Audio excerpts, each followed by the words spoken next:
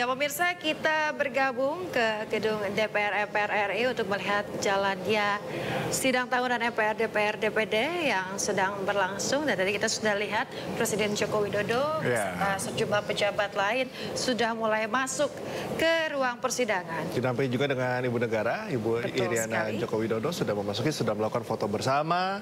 Dan kita sudah mengetahui ya, baju adat yang digunakan baju oleh Presiden tahun ini khas adalah Betawi. Ya, baju khas Betawi. Finally, di momen yang sangat tepat ya. Betul sekali. Memakai baju ini untuk perpisahan dalam tanda petik sebagai ibu kota Jakarta. Berterima kasih. Kemudian juga mungkin harapan ke depannya juga ya, Jakarta tetap menjadi kota yang kota global ya. Ya, kota global. Kota harapan. Ya, kita langsung menuju pemirsa ke jalannya sidang tahunan MPR 2024. Indonesia dan Dewan Perwakilan Daerah Republik Indonesia. Bapak Ibu sekalian, sambil menantikan dimulainya acara, dipersilakan kepada Bapak Ibu yang saat ini baru memasuki ruangan untuk segera menempati tempat duduk yang telah disediakan. Dan kami mohon kepada para pendamping tamu undangan, dimohon untuk segera meninggalkan ruang sidang karena beberapa saat lagi acara akan dimulai. Dan sekali lagi perkenankanlah kami mengingatkan Bapak dan Ibu untuk menempatkan telepon seluler ataupun alat komunikasi lainnya pada mode hening atau nada getar.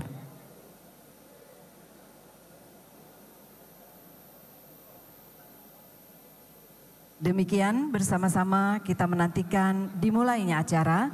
Dimohon Bapak Ibu untuk tetap tenang dan menempati tempat duduk yang telah ditentukan.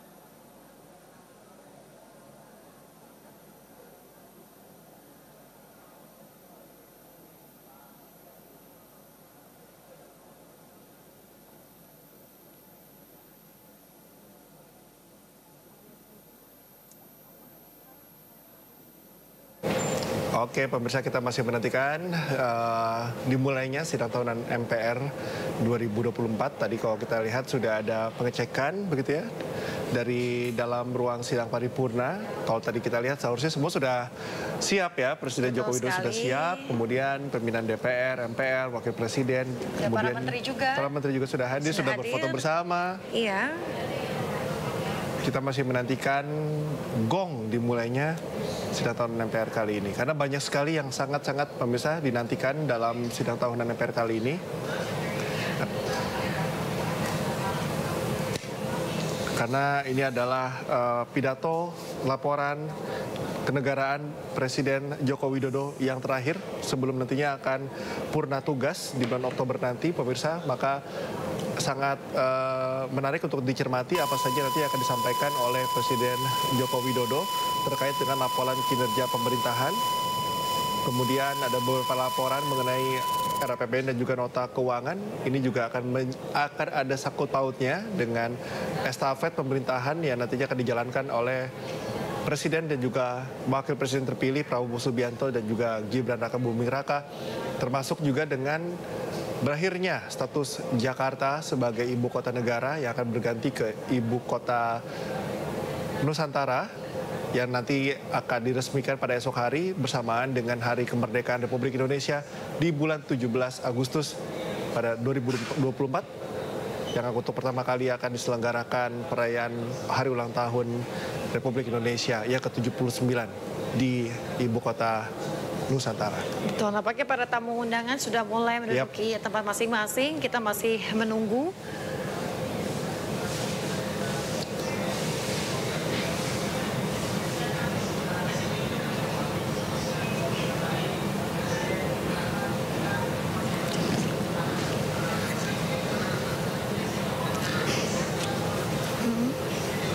Oke pemirsa, kita langsung saja bergabung untuk membahas hal ini dan juga rangkaian dari jalannya sidang tahunan MPR 2024. Sudah bergabung bersama kami pengamat politik Pangi Caniago. Selamat pagi Mas Pangi, terima kasih sudah bergabung bersama kami. Selamat pagi Mas Pangi, apakah sudah mendengar suara kami?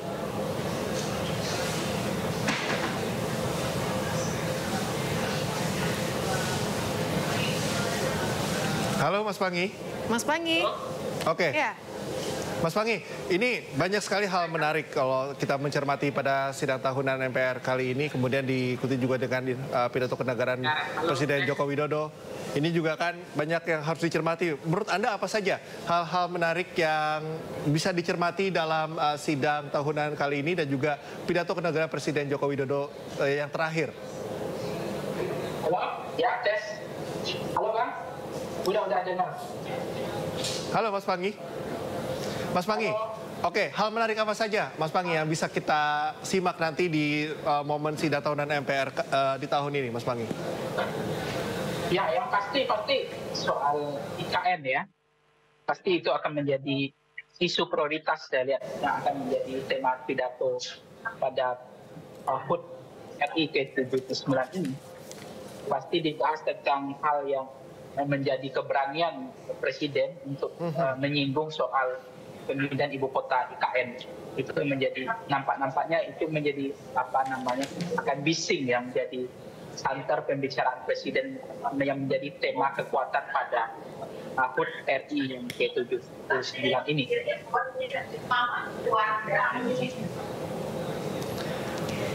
Ya, Mas Pangi, kami tidak bisa mendengar suara Anda dengan jelas. Mungkin bisa di on-kan suaranya, Mas.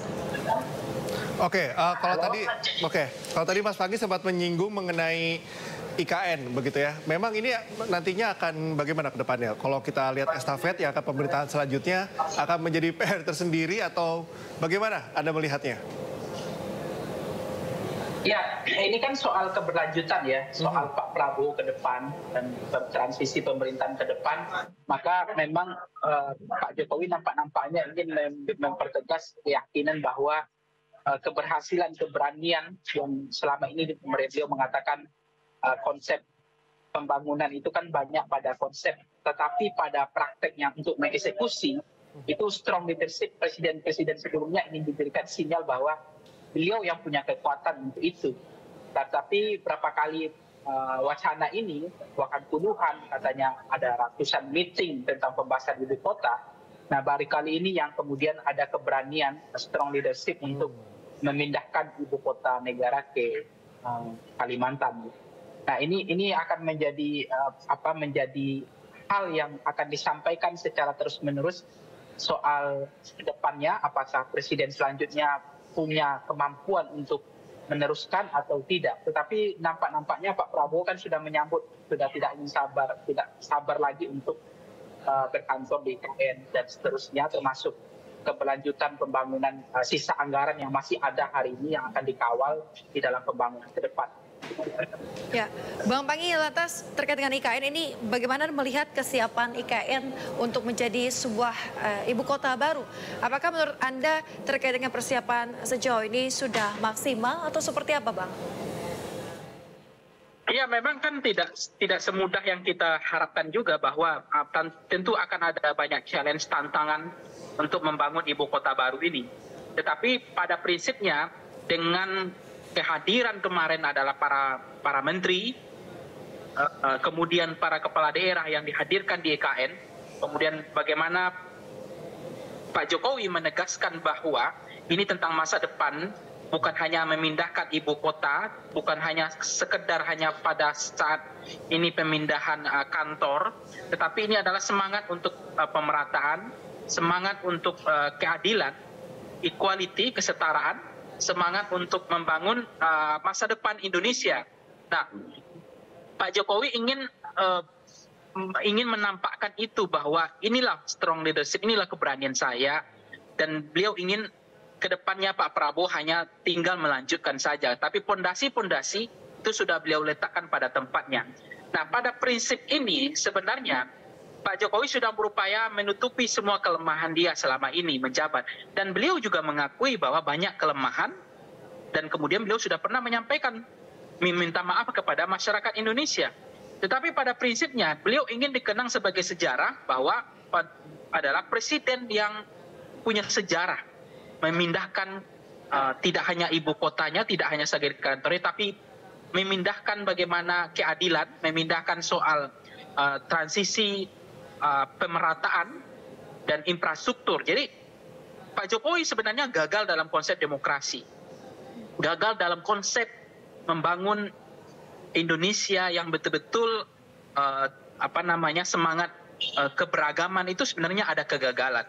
Tetapi pada konsep infrastruktur, keberanian untuk membangun Indonesia, memindahkan ibu kota, di situ yang ingin beliau kemudian munculkan, beliau ingin tampilkan. Makanya dalam pidato nanti, starting point-nya, keynote-nya, beliau tidak akan geser dari IKN. Karena banyak hal yang menurut beliau, mungkin itu adalah menjadi kelemahan beliau, pada konsep demokrasi, pada konsep pemberantasan korupsi, pada konsep keadilan, munculnya berbagai isu polarisasi selama ini, itu adalah konsep kegagalan Pak Jokowi. Tetapi beliau ingin menegaskan bahwa... Mas Panggi, saya coba kunci dulu statement Anda, Mas Panggi. Tadi terkait dengan bagaimana keberanian Pak Jokowi untuk memulai, kemudian bagaimana kuncinya adalah keberlanjutan yang akan dilakukan oleh Prabowo Subianto. Saya ingin melihat apakah tantangan tersendiri yang akan dihadapi oleh Pak Prabowo, karena tentu saja keberlanjutan itu sama sulitnya dengan memulai atau start. Kira-kira apa yang harus diperhatikan oleh Prabowo Subianto selaku Presiden terpilih, Mas Panggi? Ya, mungkin yang perlu diperhatikan Pak Prabowo pertama adalah konsistensi bahwa beliau adalah keberlanjutan dari Pak Jokowi. Itu yang mestinya tidak berubah dari Pak Prabowo. Dari pidato ke pidato, dari pertemuan ke pertemuan, dari setiap beliau menyampaikan poin-poin itu bahwa konsep keberlanjutan itu mestinya tidak bergeser. Ada keteguhan di situ. Karena kepemimpinan Pak Prabowo adalah keberlanjutan dari kepemimpinan Pak Jokowi. Dan ada saham Pak Jokowi dalam kemenangan Pak Prabowo itu. Jadi saya merasa bahwa ini menjadi penting untuk meneguhkan fondasi apa yang sudah dibangun. Yang kedua adalah yang perlu diperhatikan Pak Prabowo adalah bagaimana soal anggaran ini tetap harus dikawal. Harus tetap diperhatikan menjadi prioritas. Nah, di satu sisi ada persoalan dengan pemerintahan Pak Jokowi sebelumnya, soal ketidakadilan dalam anggaran-anggaran di dalam kementerian. Nah, sekarang bagaimana anggaran di kementerian itu tetap representatif. Jadi representasi itu adalah jangan sampai hanya fokus kepada salah satu kementerian. Itu kelemahan Pak Jokowi. Nah, ditutupi oleh Pak Prabowo misalnya tetap EKN menjadi anggaran yang diprioritaskan, tapi ada pemerataan juga dalam kementerian itu. Kalau IKN juga kita pasti berhubungannya dengan pembangunan infrastruktur ya, Pak Mas Panggi. Karena kita tahu memang orientasi Pak Jokowi itu ke infrastruktur. Lumayan masif ya. Dijuluki Bapak Iya, lumayan masif. Ini sejauh Anda melihatnya bagaimana sampai dengan setidaknya 10 tahun pemerintahan Pak Jokowi? Ya, itu saya katakan kalau Pak Jokowi dikatakan sebagai bapak infrastruktur itu tidak salah, itu fair. Dan itu menurut saya itu bukan asumsi, tetapi itu terukur memang. Tapi ada juga orang yang mengatakan sentimen publik, persepsi publik bahwa Bapak Jokowi adalah perusak demokrasi. Itu juga fair menurut saya. Karena banyak yang ditabrak ketika ada undang-undang yang ditabrak dengan undang-undang MK, kemudian undang-undang KPK, undang-undang Minerba, Omnibus Law. Undang-undang apapun yang menabrak keinginan beliau tabrak gitu. Nah, pada konsep itu kegagalan beliau, tapi keberhasilan beliau kita juga harus fair gitu, melihat beliau tidak hanya di satu sisi. Kelebihan beliau adalah kemampuan beliau mengeksekusi, keberanian beliau, strong leadership beliau untuk meyakinkan di tengah keraguan, ketidakpastian dan tidak ada dukungan, beliau meyakinkan untuk memindahkan ibu kota ini. Itulah mungkin yang akan dicatat sebagai sejarah bahwa beliau berhasil pada konsep infrastruktur, pemerataan dan pembangunan Indonesia yang berkelanjutan. Tapi pada konsep-konsep lain ada kegagalan dan itu harus diakui gitu. Meskipun orang mengatakan bahwa itu tidak gagal, tetapi saya melihat ada sisi kelebihan dan kekurangan. Nah, itu yang kita harapkan Pak Prabowo mengisi titik-titik itu. Supaya titik kelemahan dalam penegakan hukum, dalam konteks demokrasi, itu bisa ditutupi oleh Pak Prabowo ke depan, pemimpin yang demokratis, tidak mengubah konstitusi sesuka hati atau undang-undang sesuka hati, tapi pada prinsip infrastruktur, pembangunan, keberanian di dalam infrastruktur, memindahkan ibu kota itu juga harus dicontoh oleh Pak Prabowo. Nah, kalau ini dikombinasikan paket ini, paket komplement, ini adalah kita akan punya presiden paket komplementer. Jadi tidak hanya satu sisi yang diperhatikan. Pada soal anggaran pendidikan, hari ini kan banyak yang disunat, banyak masalah anggaran pendidikan kita. Banyak dosen yang mengeluh. Kemudian tidak demokratisnya kampus, rektor diintervensi. Dengan adanya suara pemerintah 30%. Kepala daerah juga seperti itu, PLT yang begitu panjang hari ini sejarahnya. Kemudian ada undang-undang yang ditabrak untuk kepentingan dinasti. Itu harus kita akui, itu sebuah kegagalan.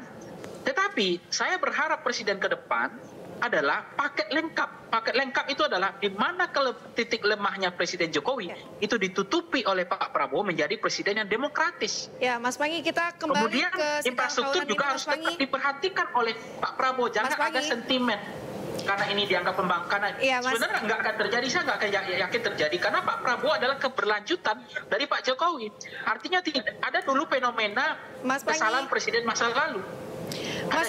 Mas, kita bahas lagi terkait dengan sidang tahunan ini, Mas. Tadi Pak Jokowi sudah hadir, salah satu hal yang ditunggu-tunggu ya dalam persidangan ini adalah menggunakan pakaian adat. Dan sebelumnya sudah diberikan clue, Mas, akan menggunakan pakaian adat Nusantara. Kita berpikir banyak bahwasanya Pak Jokowi akan menggunakan pakaian khas dari Kalimantan, gitu ya. Tapi tadi nyatanya Pak Jokowi menggunakan pakaian dari Betawi, begitu, Mas. Tanggapan Anda seperti apa, Mas, melihat ini? Nilai yang tersirat dari pakaian adat yang digunakan Pak Jokowi ini apa? Ya, ini kan fenomena baru selama presiden yang kita punya. Ini adalah hal yang harus kita apresiasi. Bagaimana presiden menghargai nilai-nilai lokal, munculnya pakaian adat, menghargai tradisi budaya masing-masing daerah.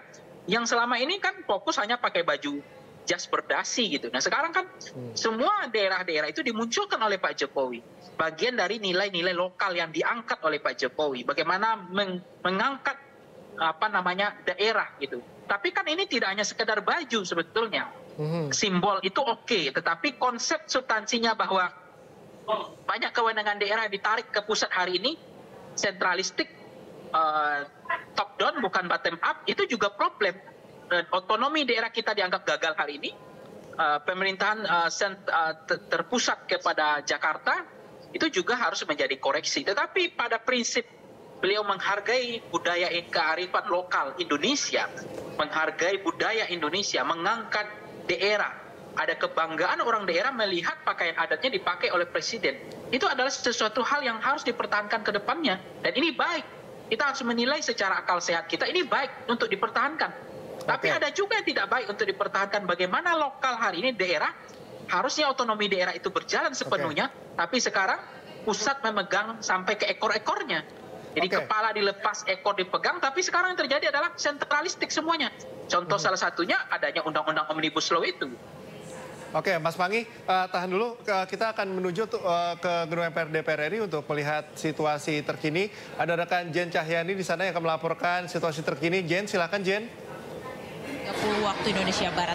Dan nanti saat sidang dimulai akan ada pembukaan atau pidato pembuka dari Ketua MPR RI Bambang Susatyo, kemudian dilanjutkan dengan pidato pembuka dari Ketua DPR RI Puan Maharani, kemudian akan ada juga pidato pembukaan dari Presiden Joko Widodo dalam rangka penyampaian laporan kinerja lembaga negara dan pidato kenegaraan dalam rangka Hari Ulang Tahun Republik Indonesia ke-79.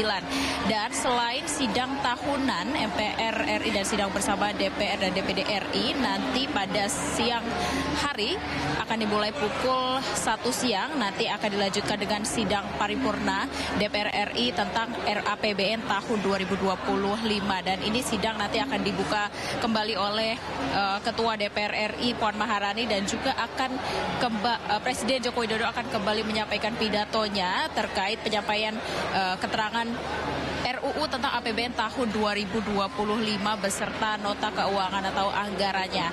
Dan tadi kalau kita lihat ya Zila dan juga pemirsa, tadi Presiden Joko Widodo kemudian Wakil Presiden Ma'ruf Amin juga sudah datang mengenakan baju adatnya masing-masing. Tadi kita lihat Presiden Joko Widodo mengenakan baju adat Betawi, kemudian Wakil Presiden mengenakan baju adat dari Bengkulu ya, kalau kita lihat mengenakan songket. Dan tadi kalau kita mendengarkan keterangan dari Sekjen dari DPR RI sendiri, nanti Presiden Joko Widodo akan menyampaikan pidato terakhirnya di masa akhir jabatannya saat ini.